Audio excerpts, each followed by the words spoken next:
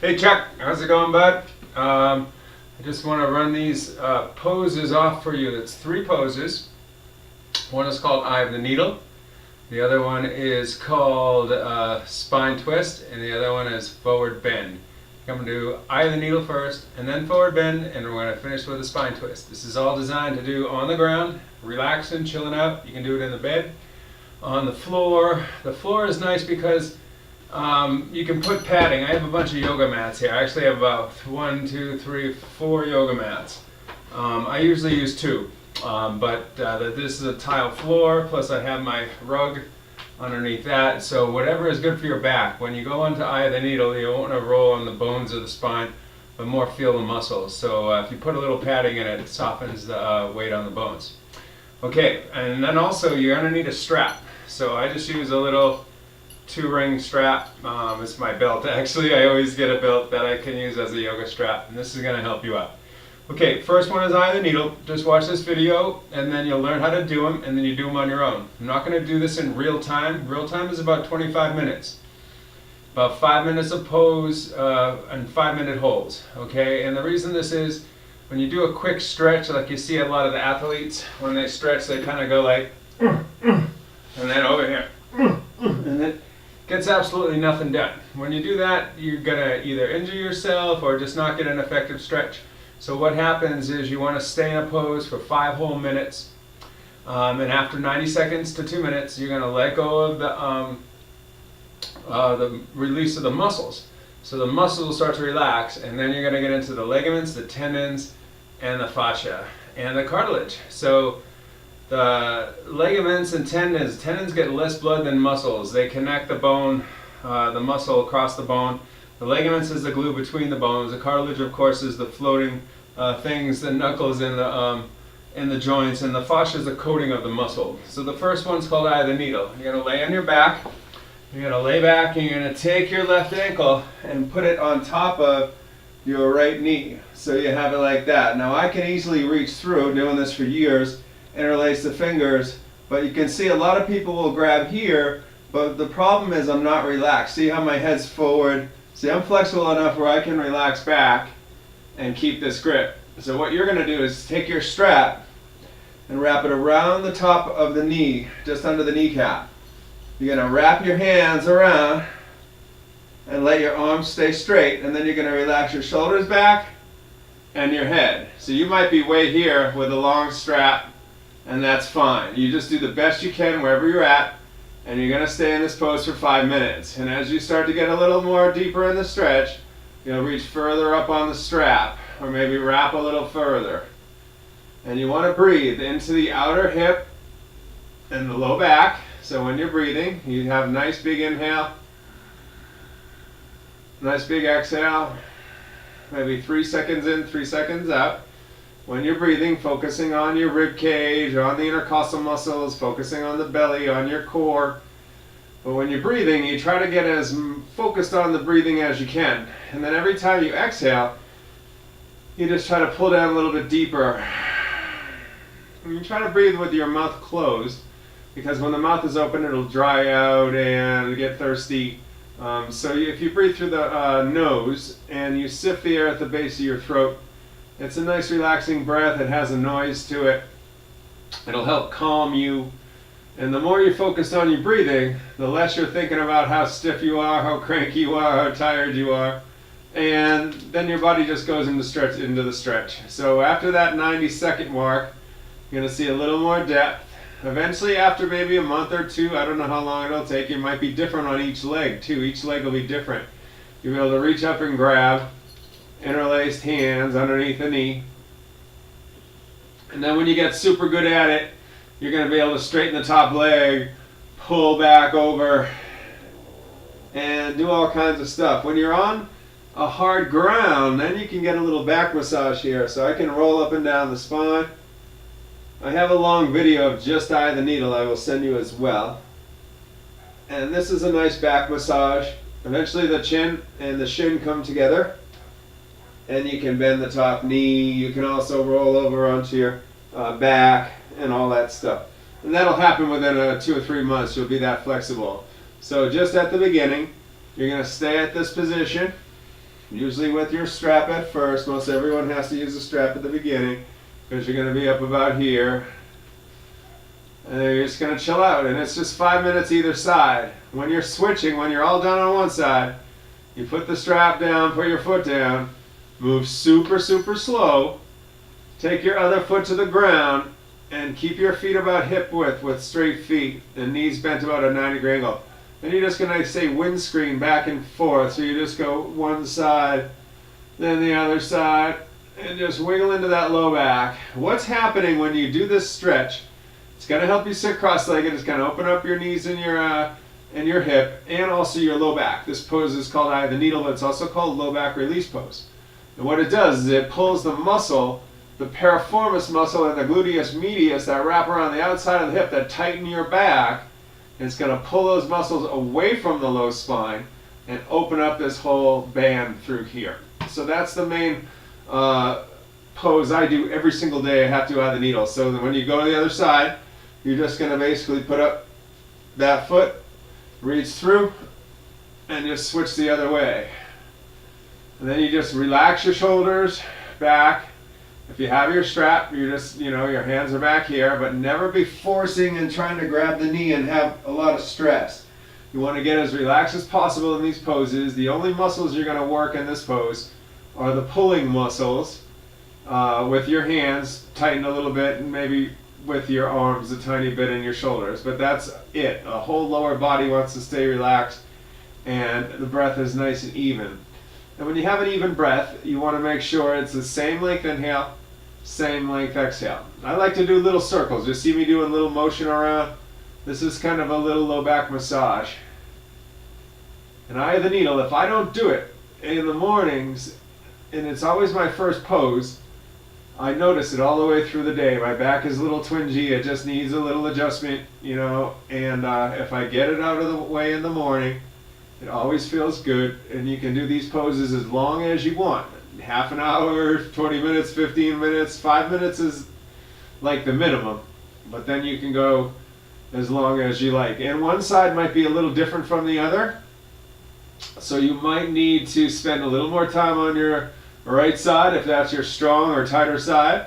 And then your weaker side, or I should say your more flexible side, instead of saying bad things about your body. The less open side, I guess you could say, is the other side you'll spend more time on, and the more flexible one you won't stretch as long. And you're just going to feel your way through your body with each breath. And if you're in some big pain, you're just going to basically be way back here with your hand around the strap and just doing the best you can. If 5 minutes is too much at the beginning, do 2 minutes, do 3 minutes, whatever you can do. It doesn't matter how long, just as long as you're calm and you're not straining. Okay, once you're done, you just let go of the strap, bring your feet back, and then do that windscreen again, side to side. And then you're going to always move super, super slow when you're finished, because your body is in a set position and it's going to be hard to move it. You're going to feel like 90-year-old grandpa when you move. You want to move as slow as possible. You can also do a little low back release. If you tuck your tailbone up, it flattens your low back. Take your heel of the palm and the crook of your thighs, shoulders up by the ears, straighten the arms, tuck your chin, flatten the neck, and then you can push the top of your leg bones down towards your heels. If you want to get on the skin, just reach underneath your shorts, get your palm into the skin, and crook of the thigh. Oh yeah, there it is. I always get a nice release on that one. Just pushing your leg bones, pelvis goes away from the mid-spine.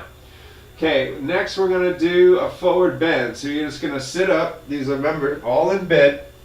You can put your butt back by your pillows and straighten your legs out as best as you can. If the legs are bent, no big deal. If the legs are straight, you're going to get more leg stretch. If the legs are bent a little bit more comfortable, you can even put a little pillow under your knees if they're really sore.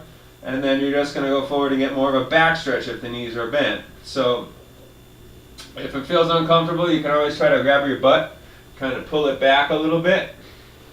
And then all you're going to do here is just lift up out of the waist On the inhale, you're going to inhale up and then exhale, slowly come forward. You're probably going to get about here. I'm sure these days you're not touching your toes, so you're probably up here somewhere. Then just relax here. You can even put a bunch of pillows behind your back, or even something heavy on your back, like a little sandbag or something at first. I don't know. Just depends on how you feel. But then you're just going to hang out in a forward bend. When you hang out in a forward bend, let the arms relax. Let your face and jaw relax. Let your cheeks and your lips kind of hang down off your face. And just kind of surrender forward. It's going to be harder to breathe when you're rounding forward because your belly's all scrunched up. That's okay. You just take a little shorter breath. You maybe go 2 seconds in, 2 seconds out, or 1 second in, 1 second out, or 3 in, 3 out.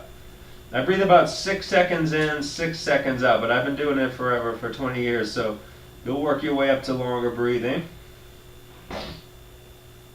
And you can also use the strap here too. If you feel like you want to get a little strong in it, you can wrap your strap around the balls of the feet and just kind of pull forward here. Wrap the hands and just... It's okay to let out an exhale sigh out the mouth. This is kind of a relaxing thing, but remember, always trying to breathe in and out the nose predominantly. A little exhale out the mouth, sigh at the end of a pose is not a big deal.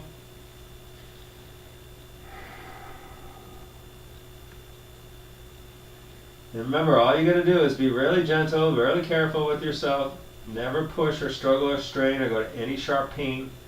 If this gets too much in the middle, you just ease up a little bit. And then take a few more breaths there, and then if your body allows it in another minute or two, you might be able to get down a little more. But try to stay in the whole 5 minutes. If you have to adjust and come up a little bit. Take some ease into it, take the pressure off. And then towards the end, you just surrender forward all the way. You let the head hang and let it all go. And eventually you're going to get all the way down, grab your hands underneath your feet and bring your face to your shins.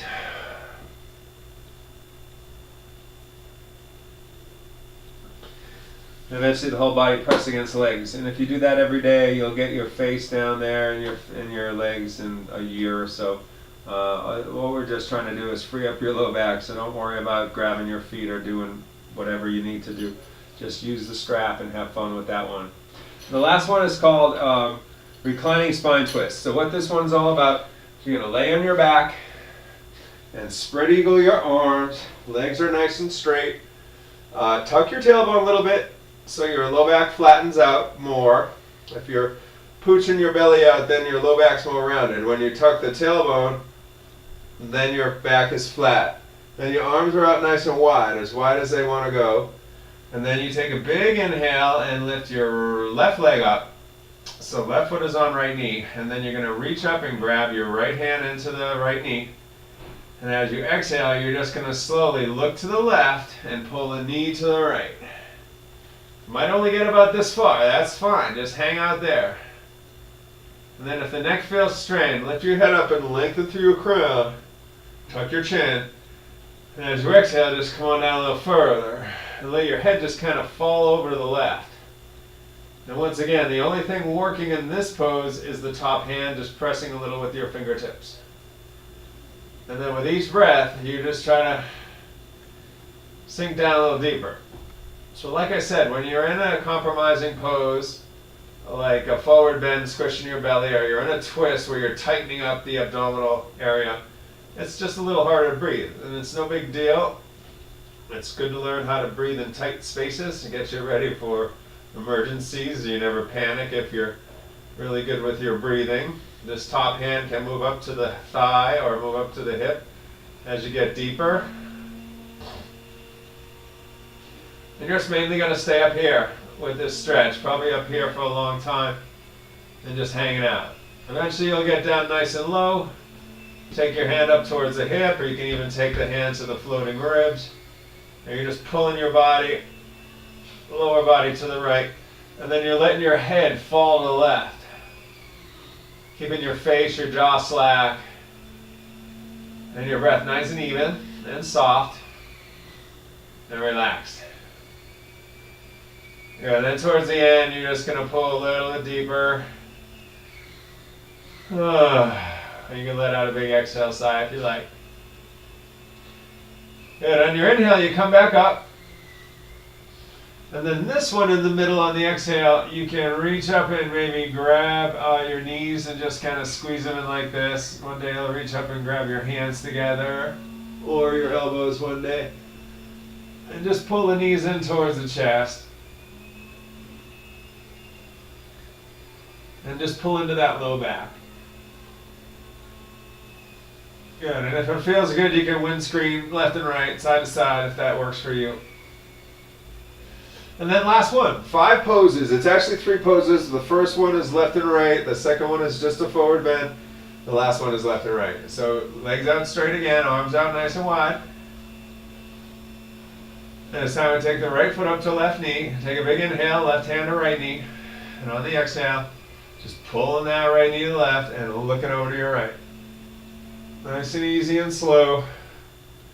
And just chilling out. So this is restorative yoga or yin yoga. Yin yoga basically is just about 30 poses or so. They're not a whole lot. They're all reclining on the ground pretty much. There's a couple that you can do standing up, but they're against a wall and stuff. But yin yoga generally is on the ground, relaxed, chilled out. Sometimes they use a blanket for support or a bolster, sometimes a block. But generally it's very low prop orientated, low equipment, and easy to do. Restorative yoga is a little bit more props. They use a lot of big pillows and blankets and bolsters and blocks, and they'll put you in different positions with straps around your feet and ankles and stuff to help you relax so you're not holding your body in a position. The straps hold you there. And you're just relaxing. That breath, when you inhale, it's going to trail down from the nose to the belly on inhale. So you feel the energy moving down to the core. And then when you exhale, you draw the belly in slightly, pelvic floor up, and the energy goes belly back to nose. So that's the trance you want to try to follow, is inhale, nose to belly, fill it up, feel the ribs swell, feel the intercostal muscles stretch, feel your body lengthen as you inhale. And as you exhale, you draw the belly in, maybe pull down a little deeper in your twist, let your head hang further to the right. And you're just going to get in that relaxing breath rhythm. And you're going to feel this stretch through the bicep, through the chest, through the intercostals, down into the pelvic floor, the core of the body, into your abdominals, down into the hip, spine top to bottom. Good. And then last big breath, maybe just reach your hand up or hand a little higher on the thigh if you want to. And just pull down a little deeper on your last breath here. Good, then inhale, come on back up. And we're just going to take those knees up on inhale. On the exhale, you're just going to pull them into your chest. Grab your elbows or whatever you can get here. And just grab the knees, whatever feels good. You can keep knees together, or if you want to keep knees apart, that's cool. Do what feels good.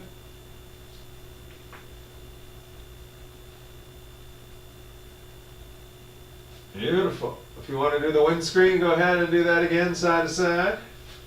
When you do windscreen, you can even hang out on one side. This is a little bonus pose. If you go down a windscreen like this, and your feet are kind of close, you move the right foot out to the side, so the right knee is below the hip, the right thigh bone, the femur is straight down. Take your left ankle on right knee and kind of just pull like this. This is a great hip flexor stretch right here. So if you're doing windscreen and you want to take a break in it and kind of get a little deeper stretch, just take a resting position. And you can get a great stretch through the quad and through hip flexor. So if you're doing it on the other side, feet are together first. You go over to the right, you walk your left foot out to the left. So the knee is straight down, and then your femur is straight down. You can feel the tension already in hip flexor, and then right ankle on left knee. And as you exhale, you pull that left knee towards the floor and feel that deep stretch in the quad and in the hip flexor. Couple breaths there. You can, stay in that as long as you want to. That'll be your bonus pose, your 6th and 7th pose, if you pick it up, if you like it. But just focus on those first 3. And you're going to be fine. Last exhale, maybe pull the knees into the chest. And you can grab your knees and kind of roll back up. Good. So I hope that makes sense. As I said, the inversion table is going to be priceless for you.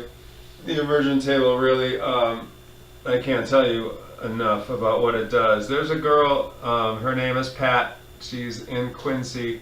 She's a yoga teacher, she's a crazy Chinese girl. She might be she's a bit aggressive.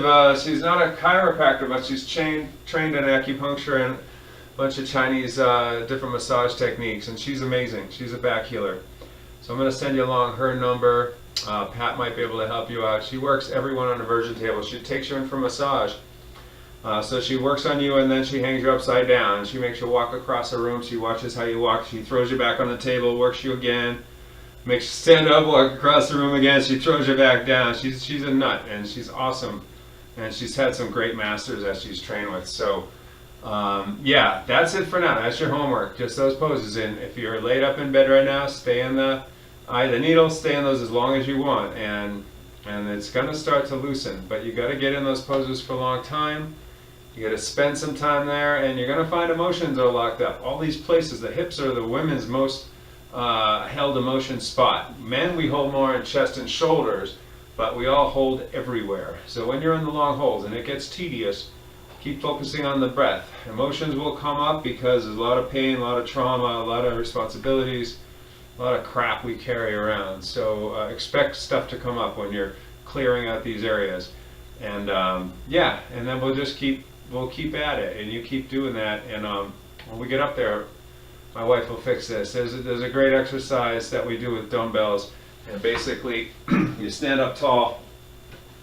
You wouldn't even need dumbbells at this point. You just kind of stand up tall like this, and you just reach down with a straight back, bending your knees, and then you reach up, and you kind of flex your butt and lean back. So this is one that you'll graduate to. I'll show you how to do that later on when the time is right, and that'll help you out a lot as well. And she knows all kinds of different back exercises. She's an exercise physiologist. She's a wizard. All right, buddy. I hope that works out for you, and I will be in touch with you real soon. I'll be talking to you. All right, Kel. Thanks. I'll talk to you soon. Peace.